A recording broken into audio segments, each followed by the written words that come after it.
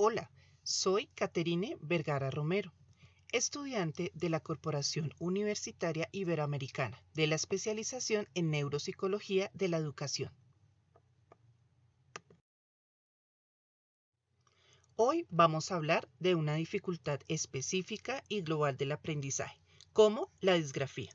Este término se utiliza cuando hay problemas caligráficos como ortográficos, aunque en este último es frecuente hablar de disortografía. En los años 70 se hizo énfasis en el aspecto motor o práctico de la escritura, pues para representar de manera simultánea las características fonológicas, semánticas, sintácticas y pragmáticas del lenguaje oral. Se habla de expresión escrita.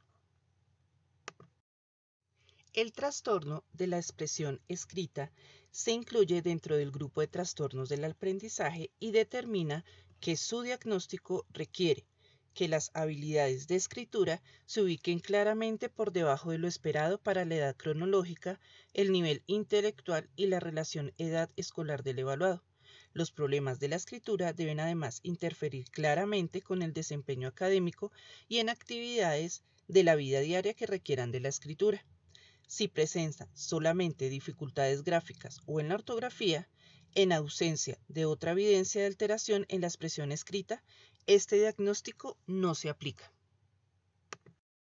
Para definir la disgrafía debemos tener en cuenta 4 aspectos. La comorbilidad, que se considera que el trastorno en la expresión escrita va siempre asociado a trastornos del aprendizaje, como es en la lectura o dislexia y del cálculo. Asimismo, puede acompañarse por déficit del lenguaje, perceptuales y la motricidad. Igualmente, los niños con este trastorno conforman un grupo heterogéneo. En la prevalencia no se ha determinado la frecuencia con la que se presenta el trastorno en la expresión escrita. Dentro de sus características principales es la combinación de deficiencias en la capacidad para componer textos, presentan errores múltiples de ortografía y tienen una grafía excesivamente defectuosa. En cuanto a su evolución, las alteraciones en las características de la escritura son perceptibles en diferentes momentos del desarrollo. En la actualidad, la etiología de los trastornos de aprendizaje incluye la consideración de factores intrínsecos, haciendo referencia a la genética, perinatales y extrínsecos, haciendo referencia a la parte ambiental. En ello vamos a analizar desde 3 factores: la relación entre cerebro y escritura, la expresión escrita y los factores cognitivos. Con relación a la afectación neurológica, se ha observado que no es posible localizar una sola región cortical discreta para una función mental compleja como es la escritura. Para ilustrar la participación cerebral en los primeros mecanismos de la escritura, se divide en 3 etapas. La primera es la percepción y comprensión por parte del cerebro del mensaje al ser escrito. Para ello participan la corteza cerebral auditiva primaria de ambos hemisferios y la corteza temporal asociativa del hemisferio izquierdo, que corresponde al área de Wernicke. En una segunda etapa tenemos la comprensión de mensajes visuales, que participan las áreas occipitales visuales primarias y visuales asociativas específicas. En una tercera etapa tenemos la contracodificación del mensaje, que es la más compleja y difícil de descomponer y se relaciona con 2 regiones de la corteza asociativa que ocupan la encrucijada temporo-pareto-occipital izquierda. En ella se realizan los procesos integradores de transcodificación de los mensajes percibidos a las formas escritas.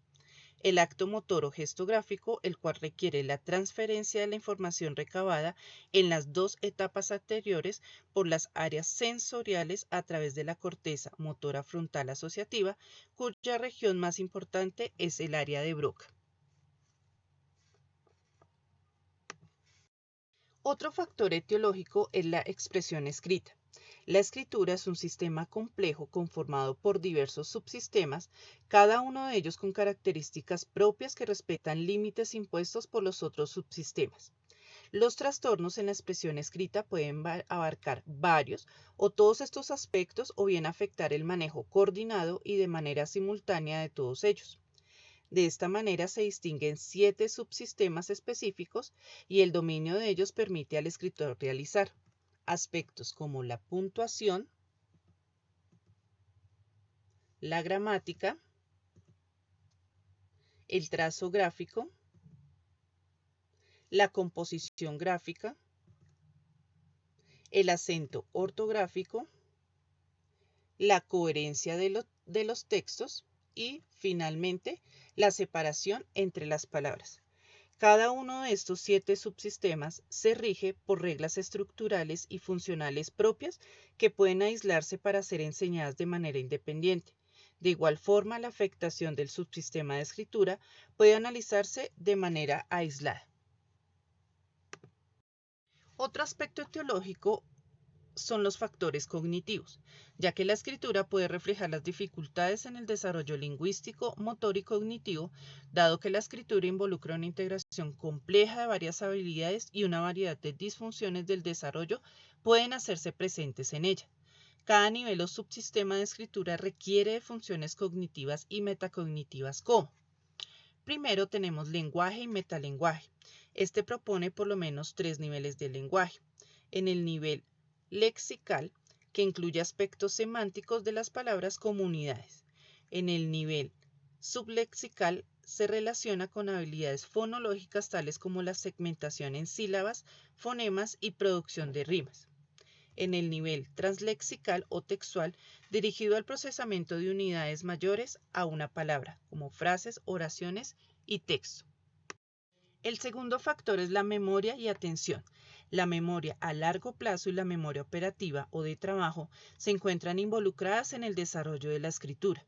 La memoria operativa participa en el momento de la construcción del texto, los planes, las metas, la información proveniente de la memoria a largo plazo, el procedimiento para la generación y la transcripción de textos.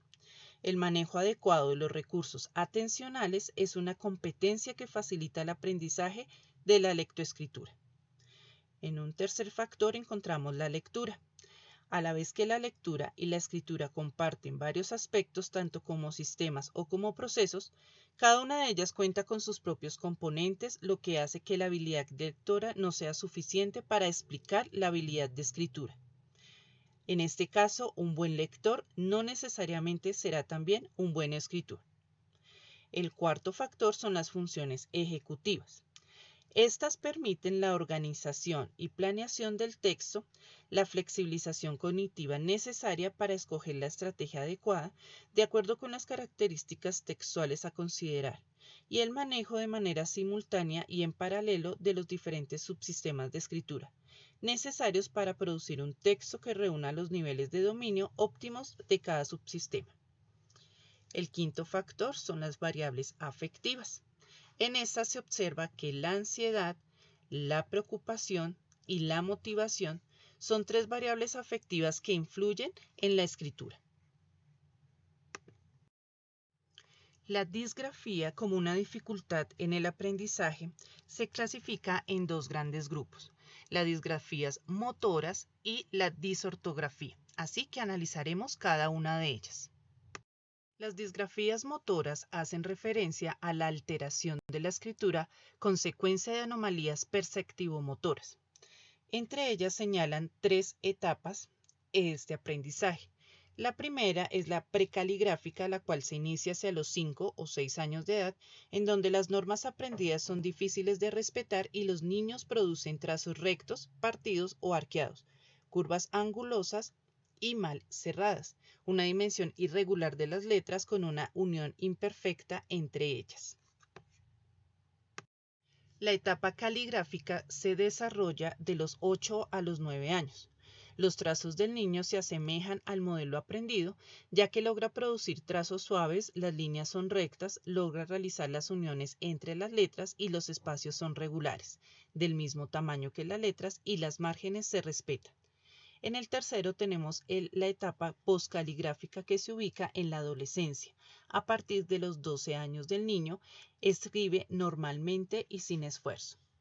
En esta también tenemos en cuenta los mecanismos motores involucrados en el trazo gráfico que incluyen la oposición pulgar-índice para la prensión del lápiz, la postura del cuerpo y del brazo, la melodía cinética que permite realizar un trazo suave, coordinado y entrelazado.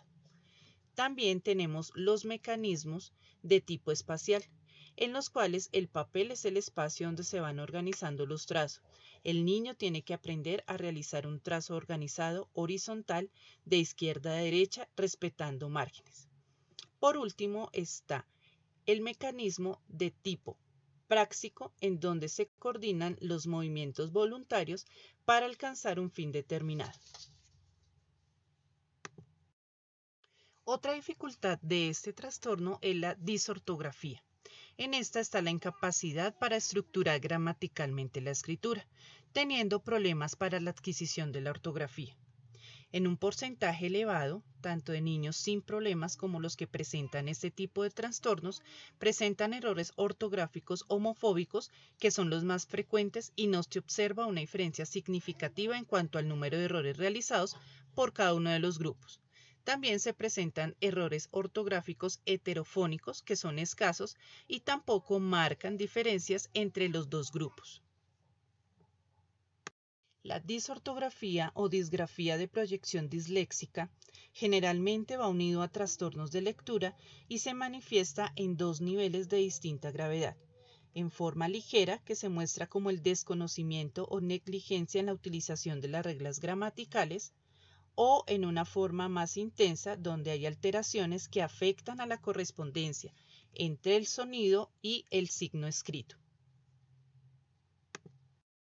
Debemos tener en cuenta que al escribir un texto, además de los aspectos gráficos y ortográficos que hemos señalado, el niño tiene que aprender a manejar diferentes tipos de elementos propios a la composición textual. Las dificultades en el manejo de estos elementos caracterizan el trastorno de la expresión escrita. Por lo tanto, revisaremos estos 4 aspectos. El primero es la separación entre las palabras. La escritura enfrenta al niño al manejo de la separación entre palabras, así como a la reflexión metalingüística, la que permitirá el desarrollo de la noción de palabra. El manejo espacial de los trazos gráficos en el papel es también un elemento importante que permite delimitar los espacios entre las palabras. De hecho, es el único aspecto reconocido. También miraremos la puntuación de los textos escritos que pretenden reproducir la entonación del lenguaje oral.